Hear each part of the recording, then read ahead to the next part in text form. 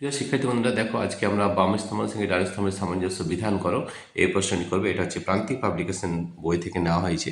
তাহলে আমাদের এখানে কী কী রয়েছে? বেগ পরিবর্তনের হার। তাহলে বেগ পরিবর্তনের হার আমাদের হয় নিউটনের দ্বিতীয় গতিসূত্র। বন্দুকের প্রতিক্ষেপ বেগ, বন্দুকের প্রতিক্ষেপ বেগ যেটা সেটা আমাদের হবে নিউটনের তৃতীয় গতিসূত্র। ক্রিয়া এবং প্রতিক্রিয়া বল সমান ও বিপরীত হয়।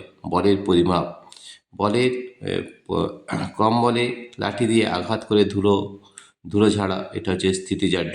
বলের পরিমাপ এটা কিন্তু ত্বরণ হবে, ঠিক আছে, মানে F equal to M A হয়, তাহলে ত্বরণটা আসছে সেই জন্যে। আরেকবার বলে দিই, বেগ পরিবর্তনের হার হবে নিউটনের দ্বিতীয় গতিসূত্র। বন্দুকের প্রতিক্ষেপ বেগ নিউটনের তৃতীয় গতিসূত্র। ক্রিয়া ও প্রতিক্রিয়া বল হবে সমান ও বিপরীত।